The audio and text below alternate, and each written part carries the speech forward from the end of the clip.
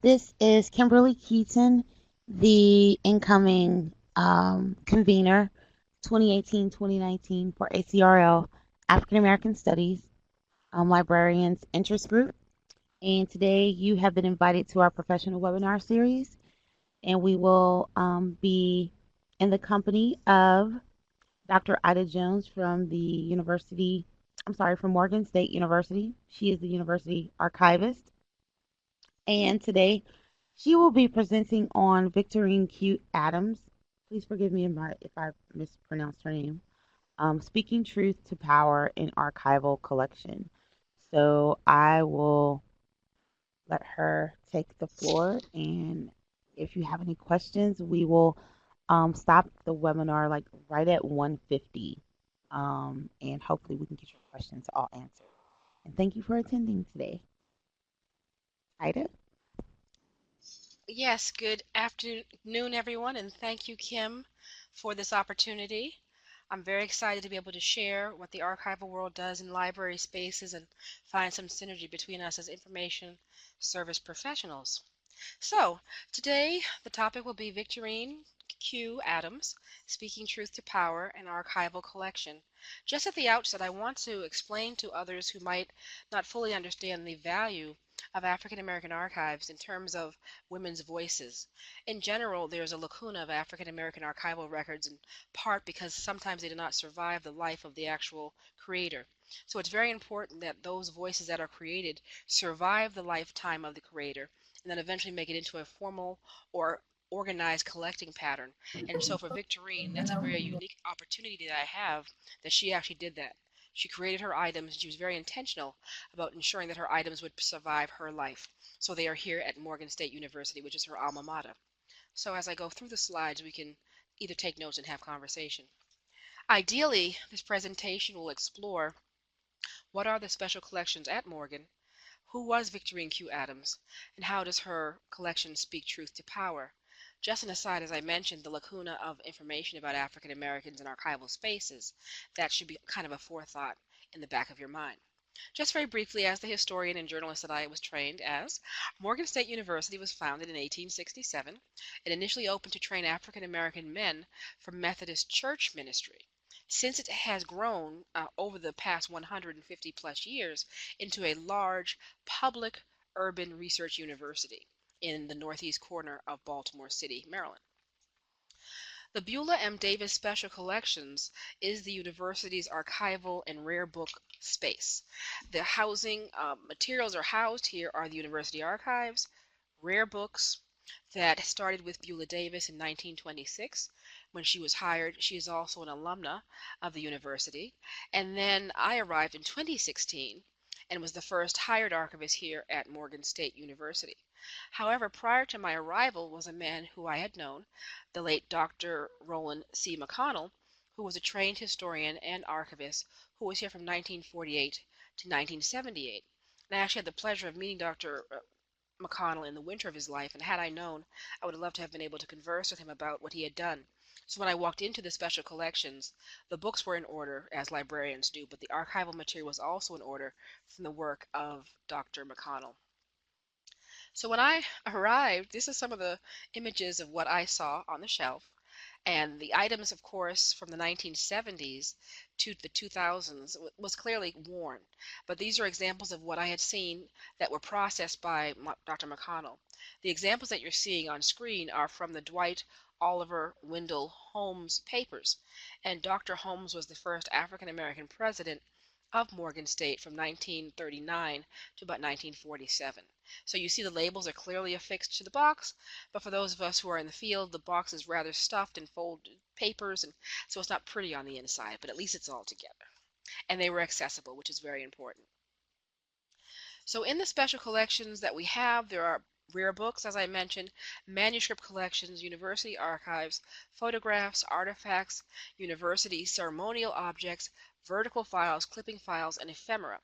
So I've really gotten jazzy with my PowerPoint. So the orange star that you see on the screen of the photograph, that is Victorine to the right of that orange star. This is her class photograph from 1940. at Morgan State University. And if you notice, there's a great number of women in this image, which we now understand why, because this is going to be the advent of World War II. So a lot of the male students are being drafted or volunteering to go into military service. So you're going to see a lot of men missing in these images from 1938 to about 1945, 46. So that's very interesting. So that kind of tells you a social history too. Thus why archives are very valuable to the African American experience. Okie dokie.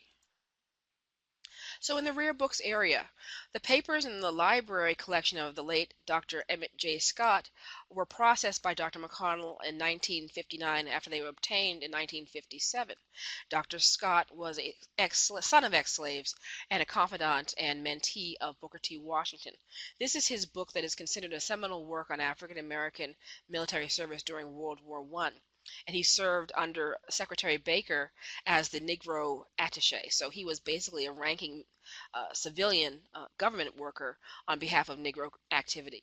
His collection is very rich here, and it documents all aspects of military activity as well as other involvements of the Negro Business League and other terms of DC history, Tuskegee history, and even some aspects of Texas history that is there. So we do have the personal papers of Dr. Scott, which have been closed because there was some kind of misappropriation of activity, but we're working to reopen them and also rehouse them because the processing that was done nearly 65 years ago, they're still in those same boxes. So we're working to once again restore our retrospective collections in terms of the archives. Now, Morgan State College is very interesting because Morgan went through various incarnations of names. In the 1860s to the 1890s, it was the Centenary Biblical Institute. From 1890 to 1938, it was Morgan College. From 1939 to about 1974, it was Morgan State College, and in 1975 to the present, Morgan State University. To the left is Beulah Davis, who is, from a yearbook picture, the first professional librarian that was hired by Morgan. And to her right is Victorine Q. Adams, and this is a headshot that she had for her campaign activity. In terms of respectability in African American women, Archives once again demystifies and situates African American women, both working class and professional class, as humane, as feminine, and as documented citizens. We know that would be laughable in terms of our modern culture, but when we look at the kinds of fake news, as our president likes to say, and other things that are going on, images that are actually tangible give credence to the what was before. And so the other kinds of negative media that we see currently as well as historically, these run a good juxtaposition or counterpoint to that in terms of what's being done. And I just love that headshot of her because she was rather a dashing woman who was always well dressed. So, who exactly was Victorine Q. Adams? First of all, she was a native Baltimorean. She was a school teacher, a club woman, and a voter education advocate, boutique manager, and ultimately a politician. The collection itself is 25 linear feet of papers, photographs, artifacts, and oversized items that chronicle her life from infancy to adulthood or senior adulthood. She was 93 when she died in 2006.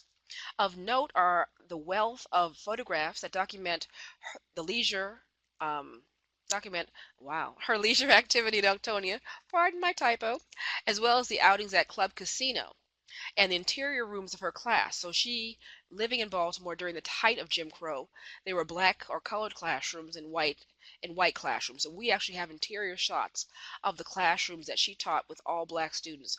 And it really gives you an understanding of how important education was, and I guess how we would in a modern sense find them to be crude, the arrangements of the space. And this is a city. We're not in the deep south or in a rural area. So if we look at the situation in which she is in a city and some of the accompaniments or the accommodations crude, it lets you kind of get an idea of what rural or deeper southern cities or states would have looked like. And we also have tons of activity and images from her clubs, both professional, Greek lettered, and others, and political activities. In April of 1912, that was the year Victorine was born, there were 61 African Americans that were lynched. And the blurry lines of African American citizenship gained greater focus in the 20th century. Victorine's generation would be the efficient stewards filled with race pride and impelled to action for the coming generations. So this is all from an excerpt from the book that I was able to write on Victorine from the papers in terms of being able to tell her story because the textual materials are there. And then there's also secondary sources which help with that contextualization. So when we look at her life, what she was experiencing as a Baltimorean, she documents very clearly in photographs, in writings, and other things, since she's not here to give us verbal testimony. Now, it's said that nature and nurture are very impactful in terms of how people live.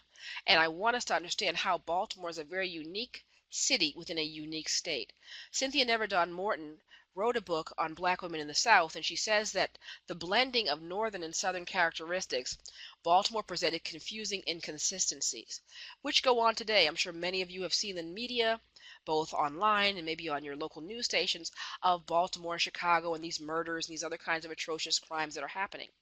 But when you really understand the history of America, Maryland, and Baltimore, it's very intentional that situations were leading up to a volatile outcome. And so none of this is by happenstance or simply by any kind of pseudoscience in terms of African Americans, but there were real poverty issues, real exclusion issues, and real geographic issues in terms of how African Americans were warehoused in the city or contained, as Garrett Powers talks about in his article, into these kind of balkanized states. I'm not going to say ghettos, but balkanized neighborhoods where you have ethnic whites, domestic whites, southern whites creating spaces for themselves and containing African Americans, irrespective of their income as well as their religion, into these spaces that cause combustive behavior. So that's a very deep part of Baltimore history, which really kind of gives insight to how the modern situation was allowed to happen. Now, I love this picture here because it lets us see that her parents were very invested in understanding the value of the image. Now, if she was born in 1912, I'm not sure how much it would have cost to have a seated or a posed photograph, but this exists. She kept this. And I have another orange star at the top to let you see there were thumbtack prints or thumbtack holes in the four corners of the photograph. So this was mounted somewhere in someone's home and eventually made its way to the archives. Of course, those of us in the archival profession just shiver at the idea of holes, tape, and other kinds of things, but the idea survived, and that is an actual staged photograph. It's very interesting in terms of her class and the sense of her value to her family. Here's a picture with her and her brother, once again a staged photograph, possibly by Paul Henderson, who was a notable photographer here in the Baltimore area. And you see another orange star indicating where we have some holes from thumbtacks. There's possibly some damage with water or other kinds of moisture because the coloring is not just simply the age of the image, but possibly some exposure. If it was pinned up, it could be some light exposure that caused some slight damage, but it's still a viable image of a middle-class African American family during the turn of the first quarter of the 20th century. Now, these other photographs she has are also interesting because it chronicles businesses and organizations. On your left is the James T. Dorsey motor pool. So he's actually providing maintenance. This is a company he owns, and it's going to be in that same contained area or balkanized African American space in Baltimore. Now you see there's a slight tear as well as another thumbtack that has a greater imprint on it, but the image itself survives. To the right is the group of women that she identified as the school marms. So, and we know that there are four feminized professions: social work, teaching, librarians, and nursing. And so she took a picture, this is 1940, with other women in Baltimore. I spoke to the University of Maryland Law School, and they mentioned to me that there was no marriage bar in Baltimore that they were aware of. Other parts of the country had a marriage bar, which meant when women were married, they had to leave their jobs as teachers. And I was trying to see if Victorine was subject to such a law. She did eventually leave teaching by the mid-40s, but it was of her own volition because she was married in 1935 and remained teaching up until the mid-1940s. So, yeah, the four feminized professions once again. African Americans had a challenged history with education, both legally and logistically. So Victorine's generation benefited from the zeitgeist of the 19th century desires. It is no surprise that African Americans viewed education as an essential aspect of middle class values. And so as a result, her family really involved themselves with education. And what Victorine does throughout the course of her life, both in the classroom and outside of the classroom, is use the idea of pedagogy or instruction to teach as well as uplift the race. In the orange box, you'll see some discussions about that. But what I've come to realize too, in Baltimore, from what my research has proven, is that the core of the civil rights movement in Baltimore from the 19 teens clearly up into the 1970s or 80s, school teachers were very instrumental. Even Morgan State itself, the classroom was very instrumental in igniting in the minds and the hearts of students to advocate, protest, or push for justice. And many of the instructors themselves were involved in these activities. So they weren't telling stories out of turn. They were basically sharing the fire for justice and social equality with their students, which was very impressive. I love this image. This is her classroom. So you can see the student beside her, nearly 3/4 her height. So she was a very petite woman. But I do love this image because it lets you see the students, and then you see on the lower right-hand side trays where they might have had their lunch. Once again, more pinhole damage that this must have been mounted somewhere on a wall. And because of the technology, we can kind of zoom in and see the lessons along the far wall do use European images in terms of instruction, but it also lets you know expectation. So I love this image of a black classroom. I think it's school number 104 in one of the colored classrooms. I would love to know if any of these children have descendants to indicate who their ancestors were, because I have no captions. I have a ballpark date, but that would be very helpful to be able to put some names and families to the classroom. Victorine, with other activists, she was also involved with the Red Cross, as you see behind you. But I put an orange star on the dress of the black woman in the black dress. That woman is Lily Carol Mae Jackson.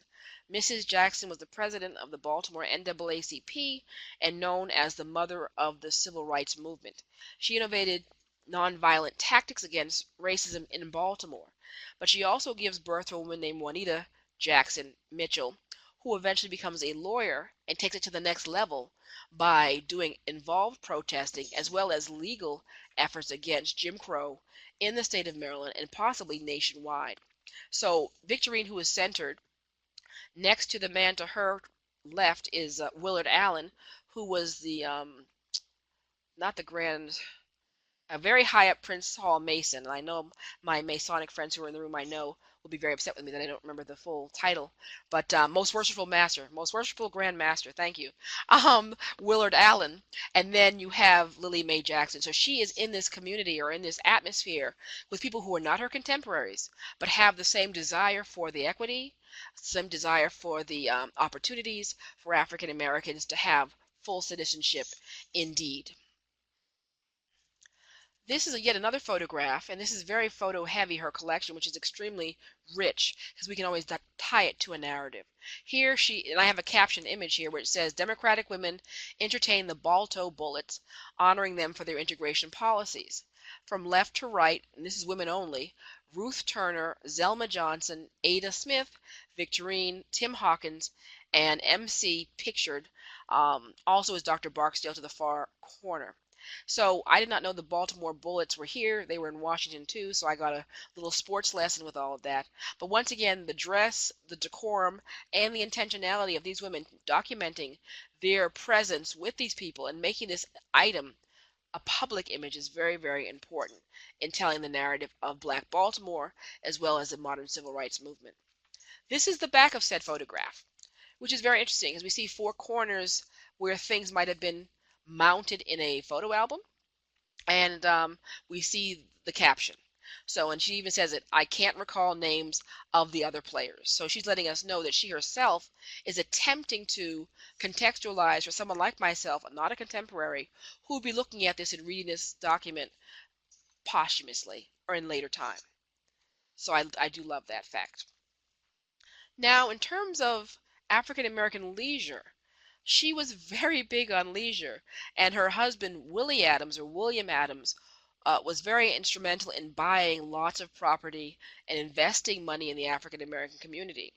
Just an aside, William Adams was a North Carolina replant. He migrated from North Carolina to Baltimore and participated in what we would call the underground economy or numbers running.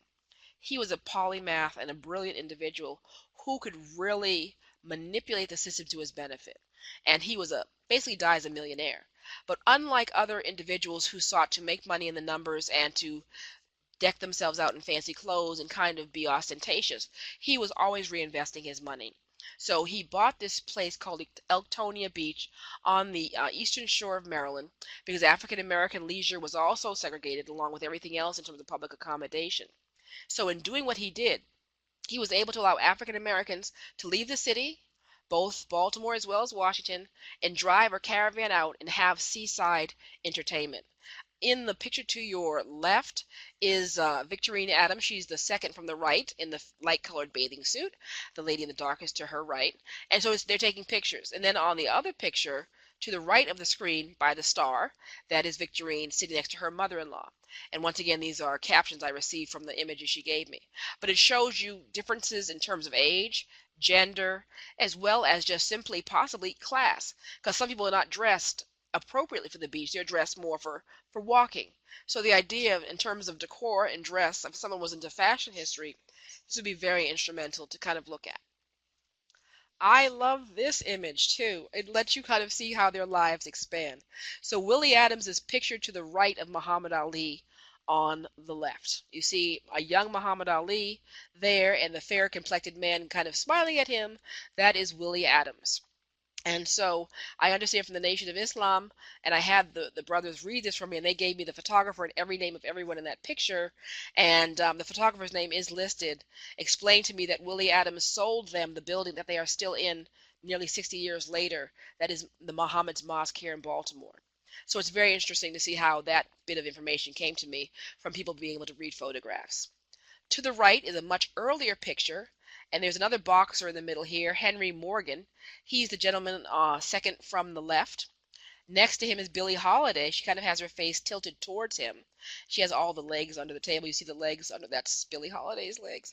And another unknown couple, then Willie Adams in the far right-hand corner.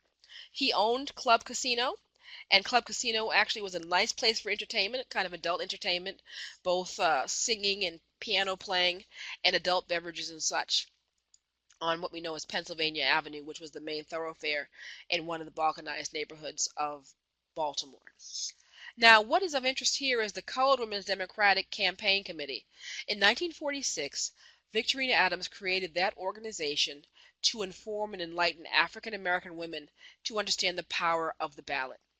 And that organization lasted over 50 years in Baltimore with women who were both educated, formally educated, church women, club women, to basically have their candidates be accountable to their community. This is in her house, and she would have the candidates come and present their panel and answer questions to ensure that the candidates understood we're not just voting for you because we like you or we don't like you, you're black or you're Democratic, but we want to know that your platform will include our issues. So here we have Victorine to the far right, and the candidate being discussed is Philip H. Goodman. And Goodman was a member of the Maryland Senate from Baltimore's 5th District, and he was also elected the president of the Baltimore City Council. We also need to understand about Baltimore is that Baltimore held the sway of power. At one point in its history, 20th century history, there were over 1 million residents living in Baltimore. And so it held the sway of the vote for the entire state. And as a result, if you went to the city council, then you became mayor, the next level was going to be governor. And that was a trajectory for a number of years up until I think Martin O'Malley. And so as a result, throughout the greater part of the 20th century, people understood that the way to leadership in the state was through Baltimore City. It's my understanding from my political science friends that Prince George's County has now eclipsed Baltimore City in terms of having the political sway, in terms of their number and their dollars to kind of command the state's authority. But Baltimore was at that place in the 20th century, that city. She also had skating parties, and she really believed in investing in the youth. So I love this picture here where the youth are getting awards for their activity, and she would also kind of uh, buy their talent, so to speak. And as a result, when she campaigned, she housed them doing a lot of the footwork for her and getting them involved in the process of understanding what democratic education is, what democracy is from the ground up, grassroots democracy. So with this particular party, she has the gentleman behind her, the tall, fair-complected man. That's Henry Parks. Henry Parks would eventually own what is called Parks Sausages. Now, most of us do not know who are familiar with Park sausages, and I believe they still sell it. But back in the 80s and I guess the 90s, there was a commercial, "More Park sausages, Mom, please." His company in 1970, I want to say 3 or 4, was grossing over $12 million a year. He was the first African American contractor to do military contracts with the U.S. government in the state of Maryland. And Henry Park was a gifted businessman and marketer. Willie Adams funded the Park Sausages acquisition of a farm in Ohio that led to this lovely outgrowth of that particular company. So Park Sausage would underwrite activities, so there was never a need for begging for money to do the kinds of things they wanted to do with the youth. But once again, we see condition issues on the photographs with the star in the right-hand corner or left-hand corner where it's torn. So the images were probably mounted and then eventually torn. This is another organization she founded, Women Power Incorporated. In the red background item is it's a clipping file. She actually has a scrapbook of news clippings. She's with Ethel Rich, excuse me, Ethel P. Rich. And Ethel P. Rich was a social worker who worked at Providence Hospital, which was the historic black hospital in Baltimore. And so she and Ethel came together and founded Women Power Incorporated. So the CWC, the Colored Women's Democratic Club, grows into Women Power, although they still remain viable together as parallel streams. What Women Power does become is a regional organization for all women. So the term colored after the 1950s is going to kind of take a back seat, and women is now going to become far more prevalent because women realize, regardless of race, gender was still a huge issue. Race will always be an issue, but gender was really more of an issue because women were now getting the education and desiring the opportunities for elected office. In the right photograph, right-hand picture, is Ethel P. Rich and Victorine with Mayor Donald Schaefer. And Donald Schaefer gave them a citation. I forget the day he indicates that was going to be Women Power Day in Baltimore. But she has the recognition from the mayor in terms of her work. Now, mind you, at that time she was on the city council. So she had moved from an educator, club woman, to now politician and city councilwoman. This is some of her campaign literature, which is very evident in her collection.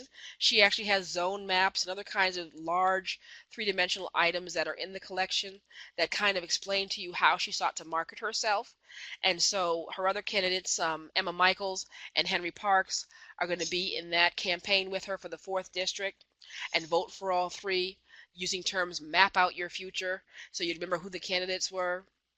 Here is the interior of that tri-folded brochure that kind of lets you know who they are, what they've done, and why they deserve the vote.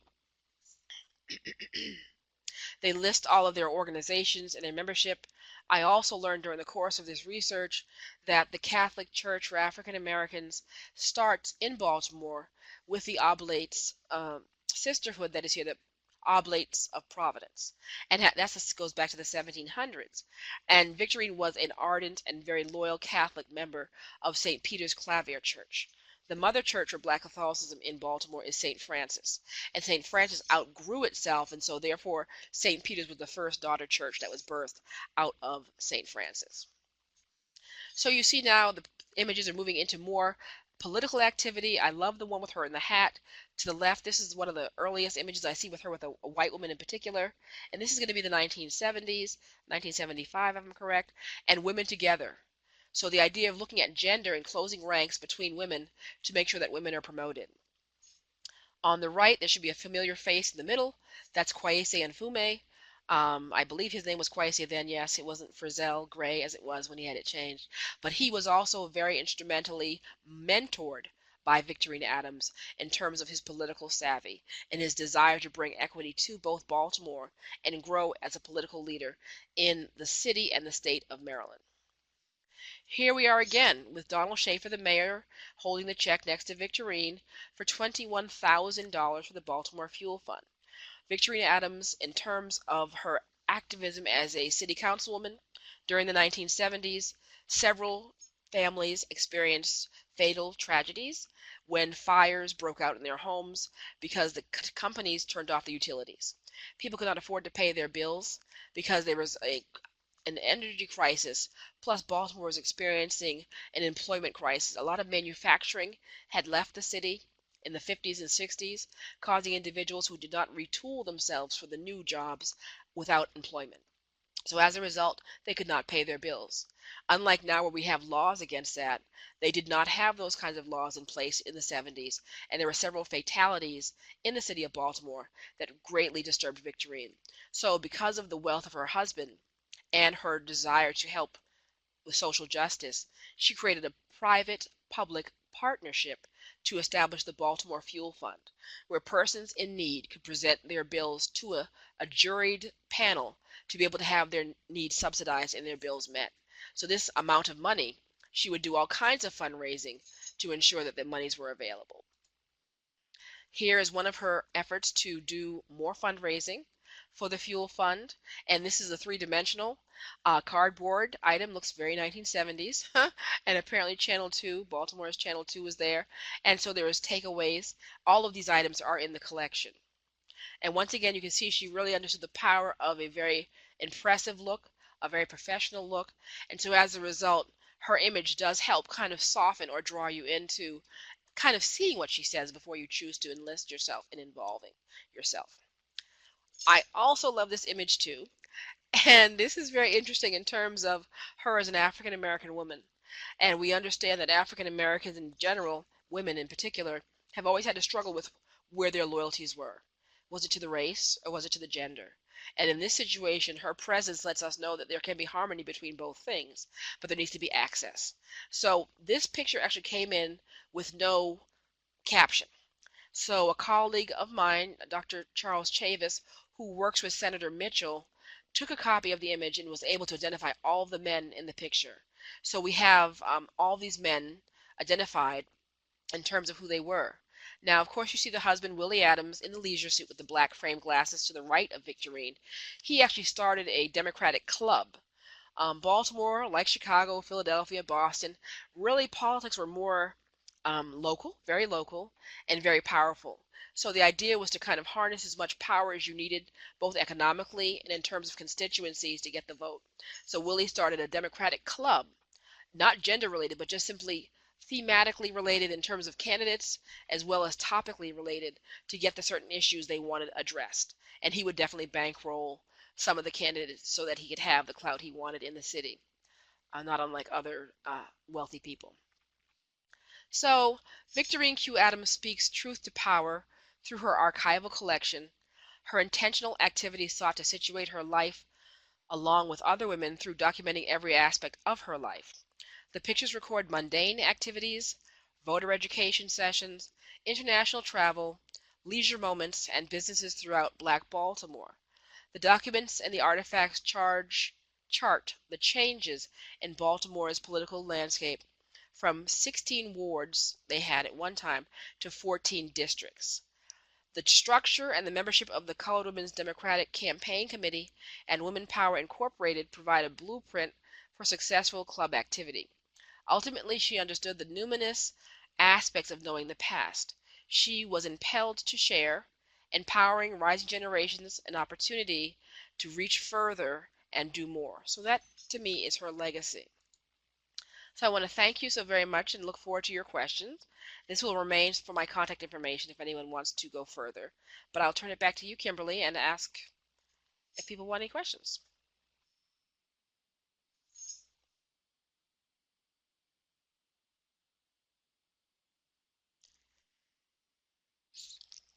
Kimberly, are you there?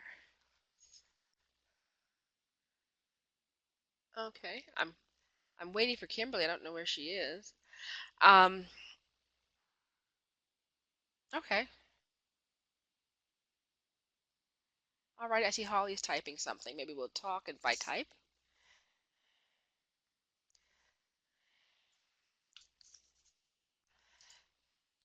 Just to go a little further, I can gladly share with you that one of the three-dimensional items she does have in the collection is a voting machine. She actually purchased a machine and had people actually go through the physical touching of the machine to get the idea of what it would be like to engage a machine. Because when we really understand the idea of voting, and it's gotten far more confusing now is that people are much more afraid of things they don't know or seemingly don't think about voting as a consistent effort to kind of learn and understand. So what she did was purchase a machine, and we have it in the collection. I should have taken a picture of it, but I hadn't thought to do that. So the collection is not just simply photographs and paper, but there's actually three-dimensional metal objects in the collection, which are also very interesting. I have a question. Okay. Ida, can you hear me? Yes, I This is can. Kimberly. I wanted to know what attracted you to this collection. Was it because you just found it, or when you started going through her papers? I mean, like, what attracted you to her spirit? Oh, great. That's a very great question. When I first arrived, the room that I encountered had a lot of visual noise because there were just boxes of boxes stacked on end, paper jutting out, and I'm like, okay, what's going on here? So when I kind of had a chance to take the time to breathe and then go through the layers of boxes that were there were large brown boxes that had document boxes inside of them. Okay, I thought they were empty boxes, but the document boxes had items in them. So they had folders and they were labeled, but there was no listing. There was no finding aid. So I said, well, who is Victorine Adams? Why is this stuff just sitting here partially completed?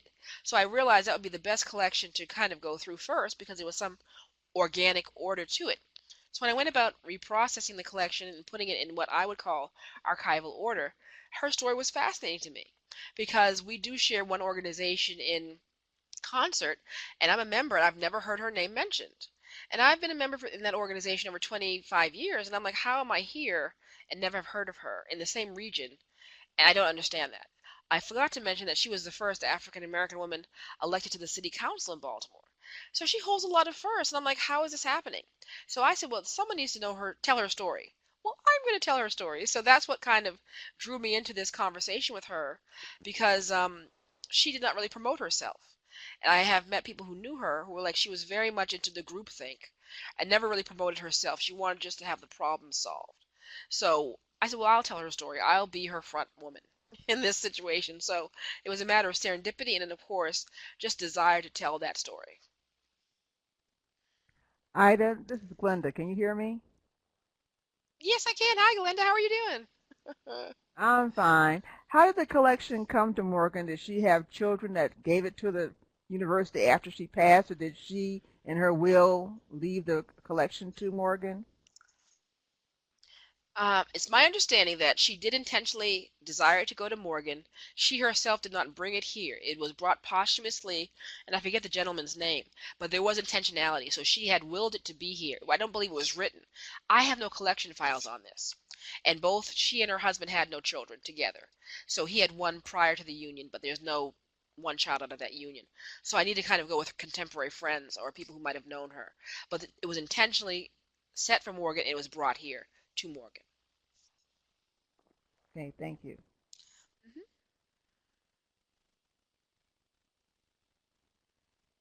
So you didn't have to deal with any deed of gift forms or anything like that? The items that arrived prior to my arrival are in various states of just simply being put here.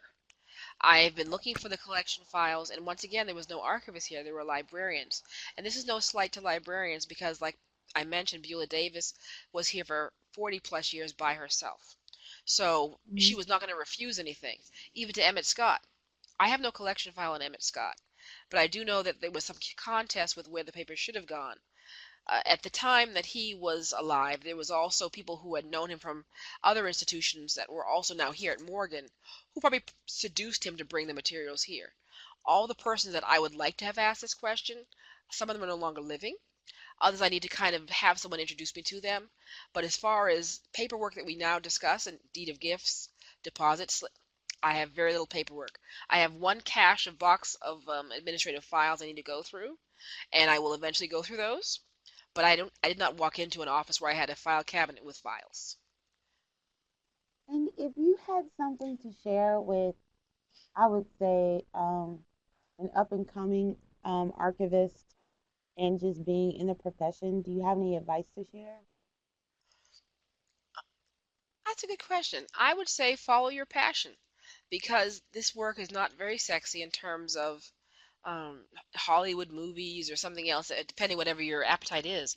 But it's very tedious work, and I love the tedium in a sense because it gets you into the finer details of how people live. So if you're kind of curious and you're willing to kind of take the time to go through it, it's encouraging. So I think don't chase the money or the field you think I'll always have a job. You really want to find a synergy between what it is you organically like to do and then ultimately monetize that. So if someone is in this field because they went through the academic rigor and they understand it in a theoretical perspective, then try to find that practical space to implement or employ that theoretical passion.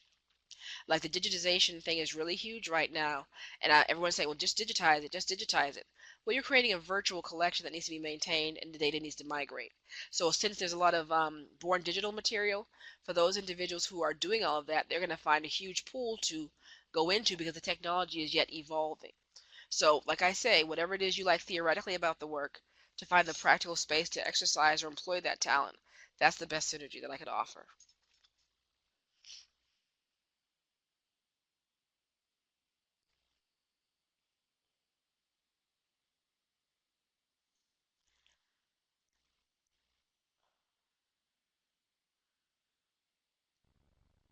Are there any more questions?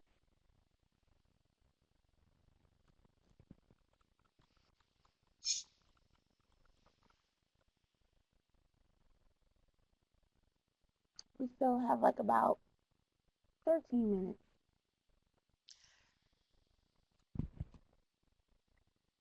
Well, I will share with this group my latest find as of yesterday. As I had mentioned when I first arrived, there were a number of boxes that were just simply placed in one part of the room. So a lot of things were just put on shelves, and then other things were basically gone through. Well, I was receiving a collection on yesterday that had just been publicly acknowledged as being deposited here when there was a box on the shelf that had just basically not exploded, but had just become so worn, things were just oozing out. But the box had no identification on it. So when I reached in to pull out a folder, I'm like, why does it say Victorine Adams on it?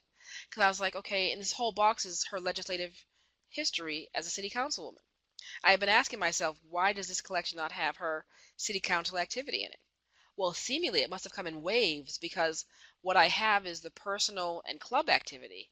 And then what I'm seeing in these now 3 or 4 boxes that will be another project to look at her legislative activity in terms of what she was able to keep. So I was like, oh my goodness, this is like crazy. But I'm kind of excited too because it survived once again. Because the boxes had no identification on them, I just dealt with what I could see could be identifiable and then kind of chunk out the other things that seemed to be more obscure. So it was sitting there, 3 large brown boxes with no discernible information on them, but they were contained and they were large. So I'm like, okay, I'll just leave those there and deal with what I can.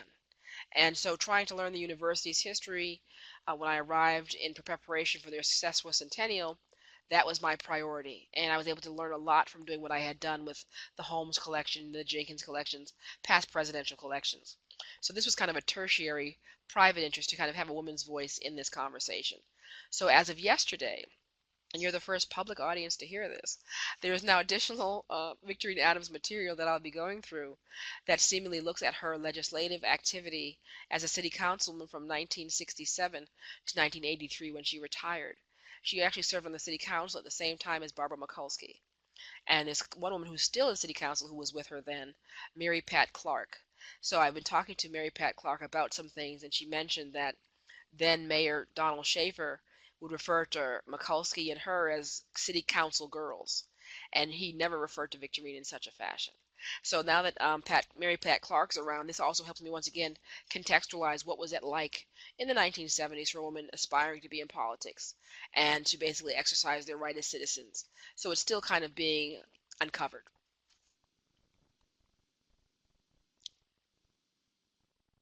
And do you have any plans to use this information in different courses? Ultimately, I'm in conversation with my colleague in the Department of History, and we just acquired the Lathan A. Windley papers. He was a professor of history here from 1967 to 1982 when he died rather unexpectedly from a massive heart attack. He has a number of syllabi in his collection, one of which is Maryland history. So I really want to see if we can reinstitute that class on the history of Maryland, because even though the university history is important, the larger state history would then help us put into perspective what does that look like. And then she's definitely a salient part of that story, as well as a number of other alum and faculty. So it's a way to kind of teach the university history in reverse. So we start with the macro and then we bring it down to the micro. So I'm in conversation with a colleague of mine in the Department of History, because I don't teach classes now and I don't have faculty status, to kind of see if we can kind of nudge that into some kind of curriculum topic and really have some good discussions on what is local history, what is state history, and how does that impact us as being resident in the state while they're here matriculating through the university. So, Well, I would like to thank you for taking us through this historical time and moment with regards to identity. Um, I would say for myself, space, time, and I guess I would just say also the women's movement, her movement, um, and I learned a lot about someone that I had no idea existed in history. So I would like to let everyone know that this presentation will be available tomorrow, and I will have it posted as soon as you wake up, so you will be able to download it per our ACRL AASLIG. I hope I got that right, the acronym, webpage. And I will send out information to the Black Caucus as well as our listserv. I wanted to also give a shout out for our next professional webinar next month, which is entitled Fact or Fiction, Information Literacy and Interpreting Historical Resources, in which two of my colleagues here at the Austin History Center will be presenting, and one of my colleagues from UT Austin. So I hope you can join us next month. I also will be working with my peers with regards to our newsletter that will debut for AOA the first week in June, which will have news in regards to everything that librarians and archivists have been doing since the latter part of 2018, early part of 2019. And I will be sending out an email for those individuals who might want to feature little excerpts of news in regards to their institutions or universities or cultural complexes. Um, but without further ado, I would again like to say thank you to Dr. Ida for sharing her presentation with us.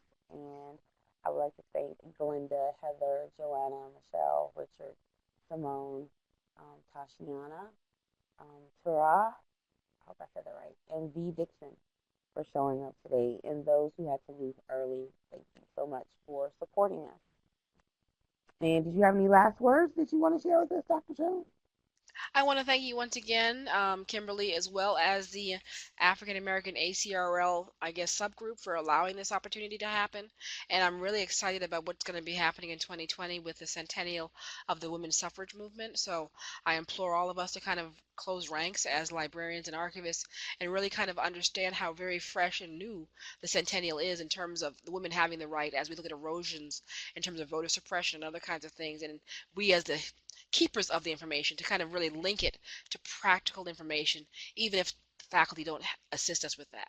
Let's kind of be intentional about how we need to know and how knowing is empowering. And that's what I'm trying to do in my own space with the materials I have. So if I never get a classroom, at least I'll be able to have some articulate conversation about what we need to know as citizens and as contemporary citizens of the now. So thank you so much. So does anyone have one last question? But check the chat box, Dr. Jones. There are a lot of comments. People are sharing with you. Yeah, I see. I'm really appreciating all the kind words.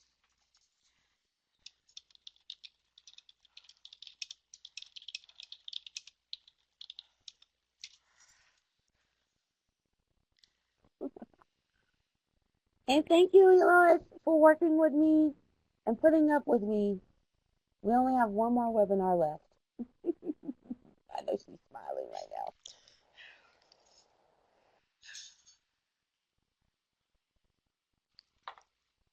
And I hope to see everyone at ALA in June.